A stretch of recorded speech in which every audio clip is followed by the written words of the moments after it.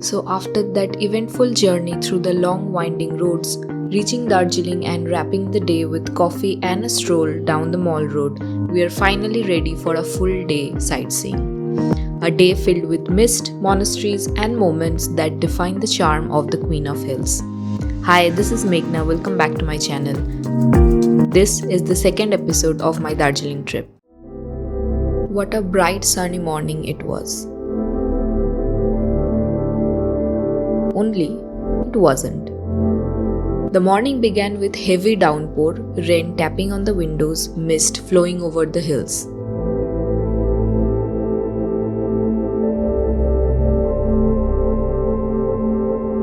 But then, slowly, things started to change. The sky slowly shifted from grey to gold as the first rays of sun tried to break through the clouds. And bit by bit, Darjeeling started revealing itself. Finally, that faint golden light broke through. It's crazy how quickly the weather here changes. One moment it's all grey and quiet, and the next you are staring at a clear blue sky. And with that, our day of exploring Darjeeling finally began.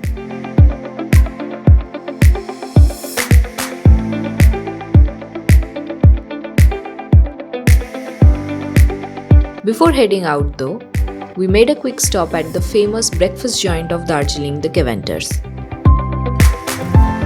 The place has this old world charm with vintage walls. We ordered some classic sausage platter for breakfast along with a warm cup of hot chocolate. I know, weird combination, but that somehow feels perfect. On the way, I noticed this red church, which I later came to know as St. Andrew's Church. It's so bright and beautiful, but I don't really know whether you can enter it or not. Anyway, we booked a local taxi for the day and started to explore. The first stop is the Japanese Peace Pagoda.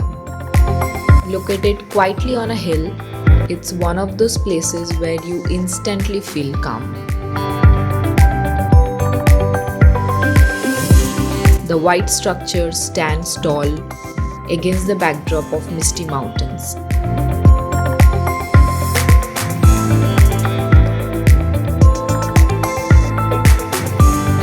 You can climb all the way to the top for the gorgeous view of the valley below.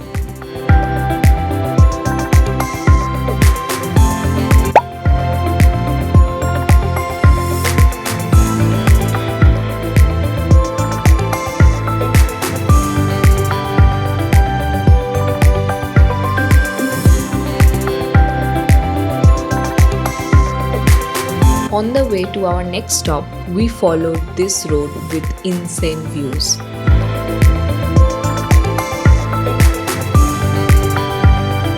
Just look at the surrounding.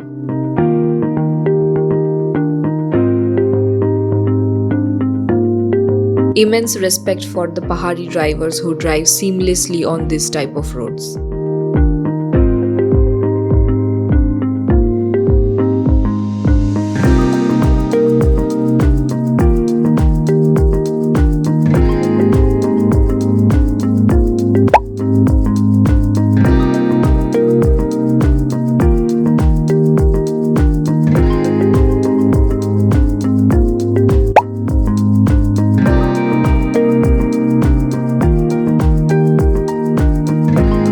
So the next stop is the Rock Garden. This place is a beautiful mix of waterfalls, rocks and layered gardens built into the mountain slope.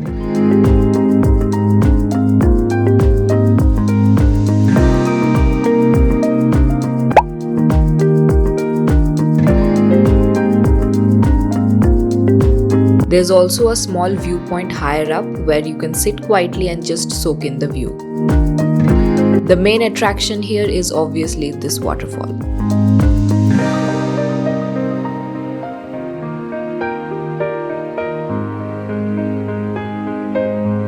The sound of rushing water, colorful flowers and the cool breeze make it an ideal spot to relax and take a break from the town's hustle.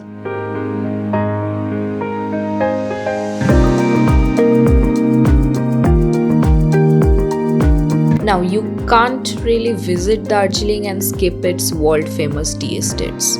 can you? So, we stopped at one of those beautiful gardens overlooking the valley. Endless stretches of green tea bushes, neatly trimmed, rolling down the slopes like waves. The air here smells fresh and earthy, and if you walk through the lanes between the tea rows, you will sometimes see local women plucking the fresh tea leaves. Many estates offer tastings too, so don't miss sipping the original Darjeeling tea here where it's grown. But we opted for the one with the great views. There was no tasting included here.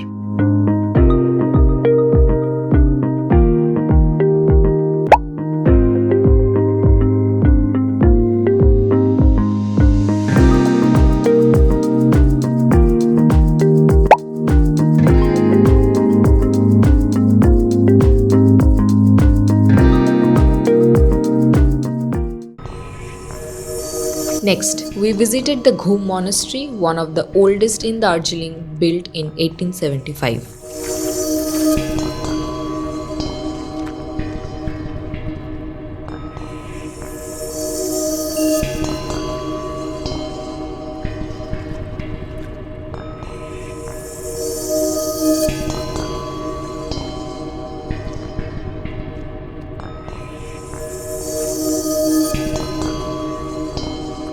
The monastery houses a massive 15-foot statue of the Maitreya Buddha, and the interiors are filled with ancient scriptures and colorful thankas.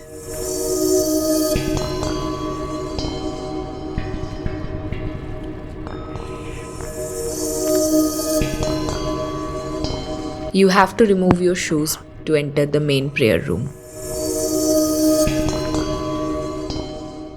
After a quick lunch break, the next stop is the Batasia Loop, one of the most scenic points in Darjeeling. This spiral railway loop was built to help toy trains navigate the steep slopes, and today it's one of the most picturesque train routes in India.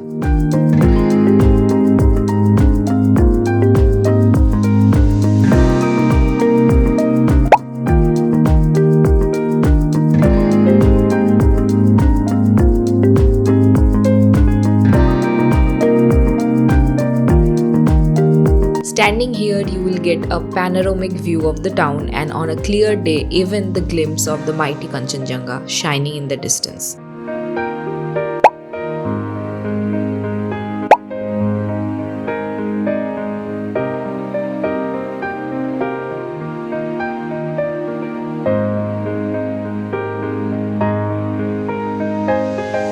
And if you time it right, you might catch the famous toy train slowly curving through the mist, just like we did.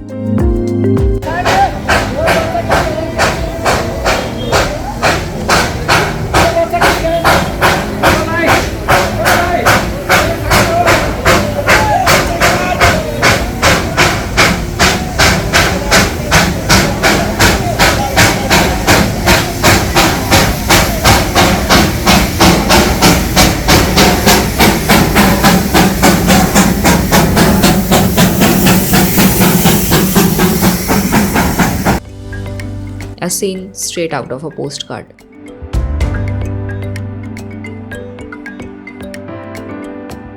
The place also houses a war memorial dedicated to the Gorkha soldiers, a reminder of courage and pride.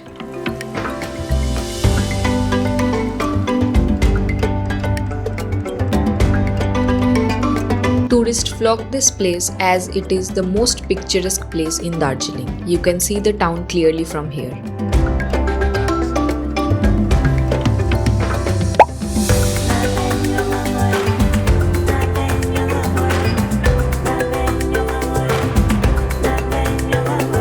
Best time to visit this place is during sunset.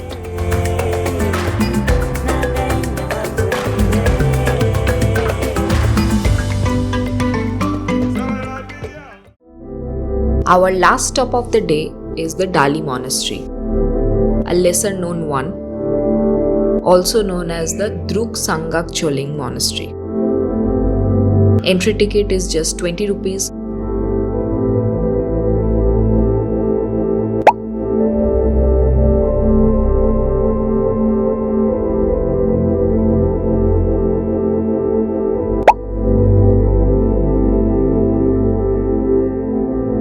This one stands out for the vibrant colors and the panoramic views.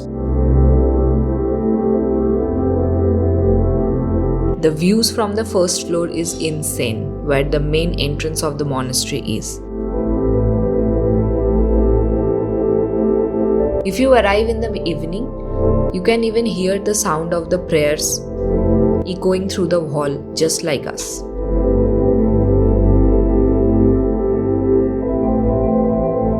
The architecture is stunning with golden roofs, red-blue walls.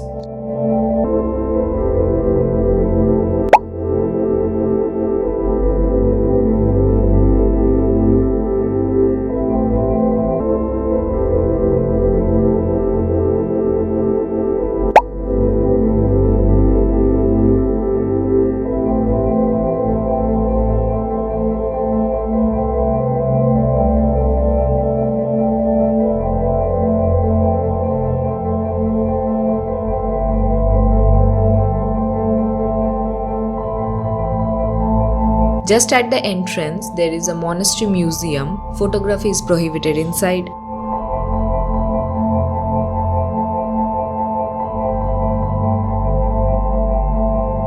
There is also a small cafe. All in all, a must-visit place in Darjeeling.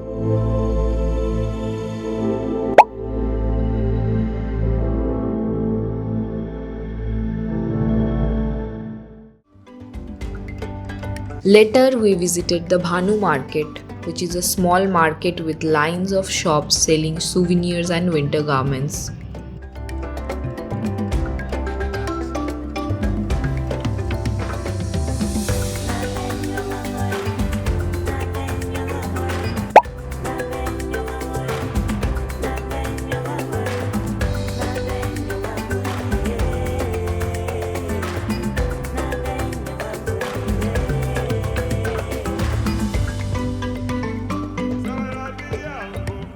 We spent quite some time at the market, then wrapped up the day at the heart of Darjeeling, the Mall Road.